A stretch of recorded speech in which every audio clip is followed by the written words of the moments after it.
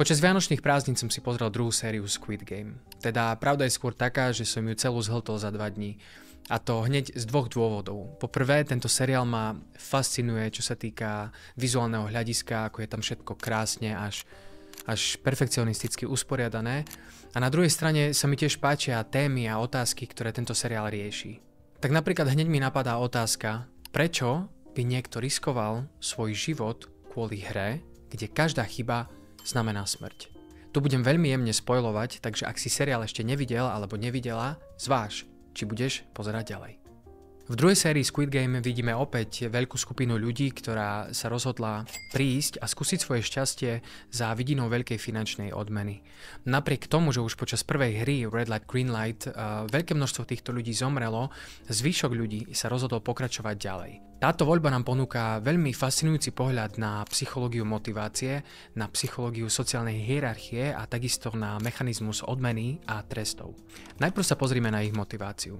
Najväčšou motiváciou týchto hráčov bola prirodzene vidina obrovskej finančnej odmeny. Pre väčšinu z nich znamenala suma 45 miliárd vonov riešenie ich všetkých existenčných problémov. Keď som si to dal na eurá, vychádzalo to niečo cez 302 miliónov eur, čo je celkom dosť.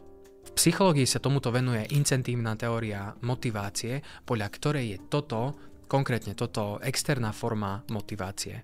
Vidina takejto obrovskej odmeny často prebíja strach a racionalitu a najmä vtedy, keď sú okolnosti extrémne. Hráči boli vystavení silnému kontrastu. Na jednej strane videli riešenie svojich existenčných problémov, ale na druhej strane vlastne bolo riziko smrti, napriek ktorému sa rozhodli pokračovať ďalej. Je veľmi fascinujúce pozorovať to, aká bola ich voľba. Samozrejme, uvedomujem si, že to je všetko fikcia, ale je ťažké povedať vlastne, že ako by som ja sám reagoval v takýchto situáciách. A je veľmi až keď sa na to tak empaticky pozriem, že zvláštne pozerať na týchto ľudí a na to vlastne, čo museli prežívať, keď sa napriek hrozbe smrti rozhodli pokračovať ďalej. Vnímali to ako nejakú lepšiu alternatívu, čiže kto vie, v akom zúfalom stave sa museli nachádzať. Ďalej tu hrá rolu aj sociálna hierarchia. Okrem peňazí boli hráči motivovaní aj pocitom menícenosti, ktorého sa chceli prirodzene zbaviť. Väčšina z nich totiž bola na okraji spoločnosti. Či už boli zadlžení, niektorí z nich mali rodinné problémy, niektorí z nich boli závislí napríklad od gamblingu a kvôli tomu prišli o obrovské množstvo peňazí.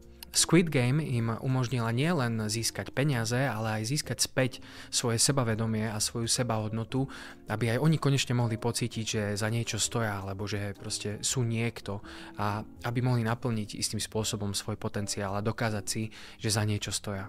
Psychológia nám ukazuje, že pocit sociálneho statusu je pre ľudí extrémne dôležitý. Ak je totiž niekto dlhodobo odmietaný alebo ignorovaný, môže to viesť k vzniku rôznych závislostí, môže to viesť k extrémnym rozhodnutiam, k nejakému antisociálnemu alebo až kriminálnemu správaniu.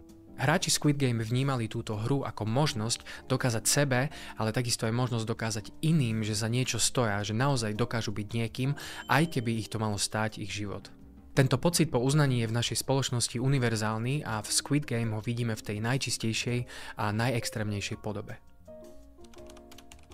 Squid Game nám tiež ponúka pohľad na mechanizmus odmeny a trestov, konkrétne napríklad princíp cukor a bič.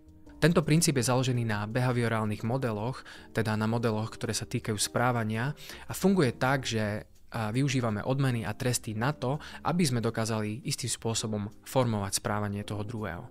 V hre sa nachádza odmena, ktorou sú vlastne peniaze, ktoré sú vždy viditeľné pre každého non-stop 24/7 a na druhej strane vidíme trest alebo vlastne ultimátnu hrozbu, ktorá sa môže vyskytnúť pri akejkoľvek malej chybe a to je smrť.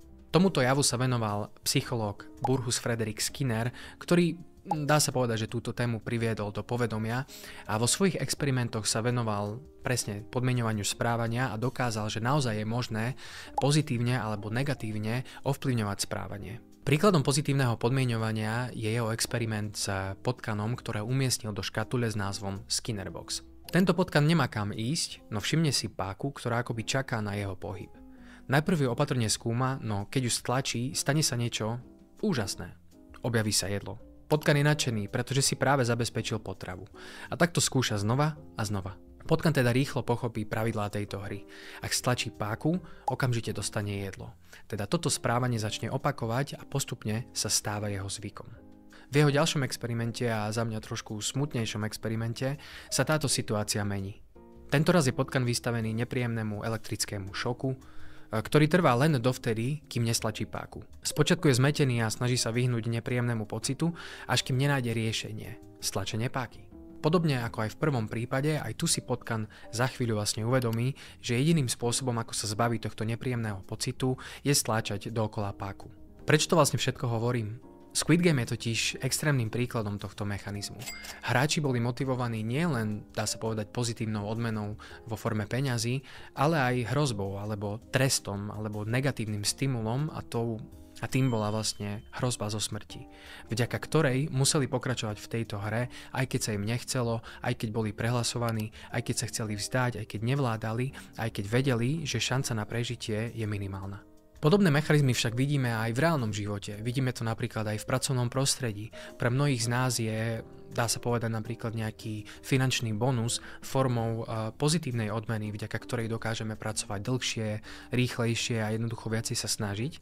Ale na druhej strane tu máme aj hrozbu toho, že nás niekto z práce dokáže vyhodiť. Čiže kvôli tomu vlastne stávame do práce, potrebujeme si zaplatiť účty a jednoducho nemôžeme iba tak sedieť doma so založenými rukami, pretože vieme, že by nás niekto mohol vyhodiť z práce a prišli by sme o peniaze.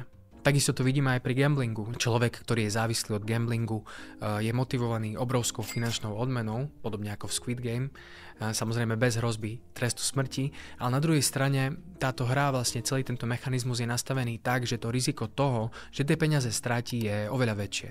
Squid Game nám teda ukazuje, že takéto mechanizmy zažívame aj v bežnom živote, aj keď prirodzene v tejto hre sú úplne že vyhypované a vidíme ich tam v tej najextrémnejšej podobe.